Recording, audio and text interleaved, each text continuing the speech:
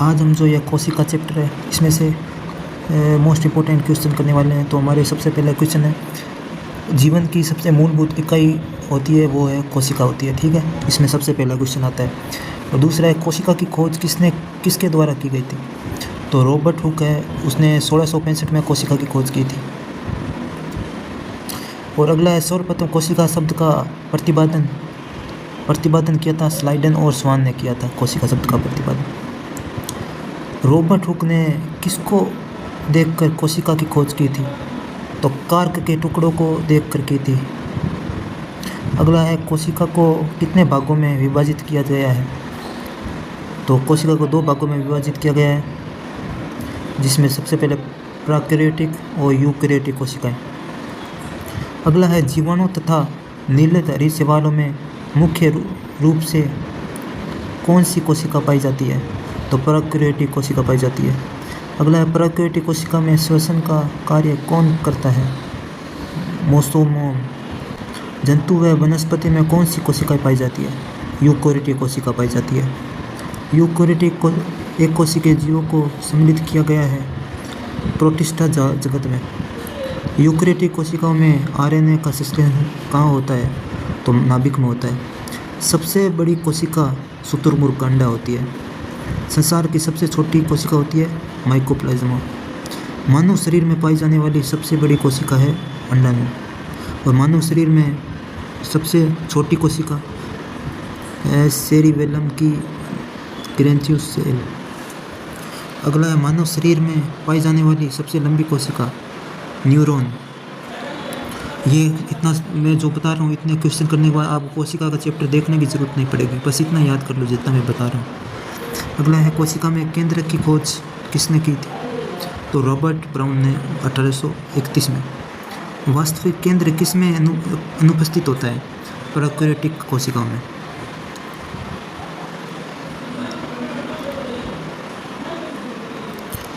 एक कोशिका में सबसे बड़ा कोशिकांग होता है नाभिक में होता है। कोशिका प्रत्यावर्तन क्रियाओं का नियंत्रण कौन करता है? केंद्रक। किस कोशिका को कोशिका का मास्टर कहा जाता है? केंद्रक को कहा जाता है। किस कोशिका में नाभिक नहीं होता? तो लाल रक्त कोशिकाओं में नहीं होता। सेलुलोज भित्ति किसकी कोशिका में पाई जाती है? पौधे की भित्ति पाई जाती है। कोशिका में कौन सा कोशिकांग वायवीय श्वसन द्वारा ऊर्जा के उत्पादन से संबंधित है? तो माइटोकॉन्ड्रिया। पौधों में कोशिका भित्ति का निर्माण करने वाले जटिल कार्बोहाइड्रेट को क्या कहा जाता है? सेलुलोज। कौन सी विशेषता लगभग प्रत्येक कोशिका में नहीं मिलती? कोशिका भित्ति। कवक में कोशिका भित्ति मुख्य रूप से किसकी बनी होती है? काइटिन की होती है। माइटोकॉन्ड्रिया नाम किसने दिया था? कार्ल वेंडन ने। कोशिका में जैविक क्रियाओं के लिए ऊर्जा प्राप्त की जाती है एटीपी में। एटीपी का पूर्ण रूप एडेनोसिन ट्राइफॉस्फेट है। क्रेब्स का चक्र संपन्न होता है माइटोकॉन्ड्रिया में। नाभिक के अलावा कोशिका का किस कोशिकांग में डीएनए होता है? माइटोकॉन्ड्रिया में। यूकैरियोटिक कोशिका में श्वसन का कार्य कौन करता है? तो माइटोकॉन्ड्रिया। पावर हाउस के रूप में किसे कहा जाता है? माइटोकॉन्ड्रिया। कोशिका का पाचन से थैली है लाइसोसोम।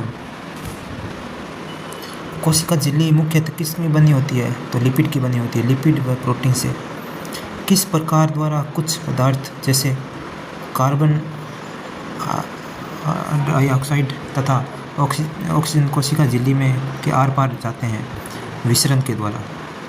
गोल्जी काय की खोज किसने की थी? कैमिलो गोल्जी नामक वैज्ञानिक ने। कोशिका के अणुओं का ट्रैफिक कंट्रोल किसे कहा जाता है? गोल्जी काय को। गोल्जी काय का मुख्य कार्य है कोशिका द्वारा संश्लेषण। किस वैज्ञानिक ने 1839 में जीवद्रव्य का नामकरण किया था? तो पुनर्जीवन ने। किसे जीवन का भौतिक आधार माना जाता है? जीवद्रव्य से। जीवद्रव्य सबसे बना होता है, किससे बना होता है? कोशिका द्रव्य और कोशिक द्रव्य और अन्य कोशिकांग से। किसी कोशिका का कौन सा कोशिका अपशिष्ट निपटान में मदद करता है? लाइसोसोम। कौन सा कोशिका अंग मुख्य रूप से पाचन एंजाइम के संग्रह की तरह कार्य करता है? लाइसोसोम। किस कोशिका को कोशिका का प्रोटीन कारखाना कहा जाता है? लाइपोसोम। कोशिका में प्रोटीन संश्लेषण का होता है? लाइपोसोम में होता है। कोशिका में लाइसोसोम की अनुपस्थिति में कौन सा कार्य उचित रूप से संपन्न नहीं होता? प्रोटीन संश्लेषण।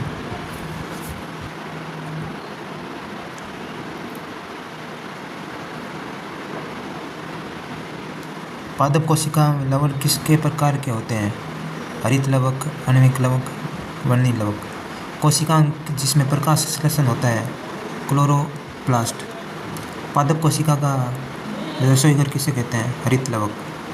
क्लोरोप्लास्ट अनुपस्थिति होता है जंतु कोशिका में। कोशिकांग केवल पशु कोशिका में पाया जाता है? सेंड्रोसोम। आनुवंशिक विज्ञान का जनक? जोहान कोकर मेंडल। वंशागति का गुणसूत्रीय सिद्धांत प्रस्तुत? सूटन एवं बोवेरी ने। क्रोमोसोम किससे बना है? डीएनए तथा प्रोटीन। मानव में क्रोमोसोम की संख्या 46 होती है। मानव शरीर की कोशिका में पाए जाने वाले गुणसूत्रीय जोड़ों की संख्या 23। एक गुणसूत्र की संरचना में क्या उपस्थित होता है? डीएनए तथा हिस्टोन प्रोटीन। बहुगिणित किस्में परिवर्तित होने पर होती है? क्रोमोसोम। गुणसूत्र का शीर्ष भाग कहलाता है टेलोमियर। लिंग गुणसूत्रों में के कौन से संयोजन का परिणाम नर संतति होती है? XY। मादा संतति के लिए कौन सा गुणसूत्र संयोजन उत्तरदायी है? XX। वाटसन एवं क्रिक ने डीएनए के डबल हेलिक्स मॉडल को प्रस्तावित किया था 1953 में। आनुवंशिका की कई जीन होती है। प्रायोगिक में सर्वप्रथम ने डीएनए का संश्लेषण किया था हरगोविंद खुराना। जीन कहाँ उपस्थित होता है? गुणसूत्र में। जीन के भीतर अनुक्रम आधार में परिवर्तन कहलाता है उत्परिवर्तन। डीएनए का पूर्ण रूप है DRC राइबोजेनिक यूरिक एसिड।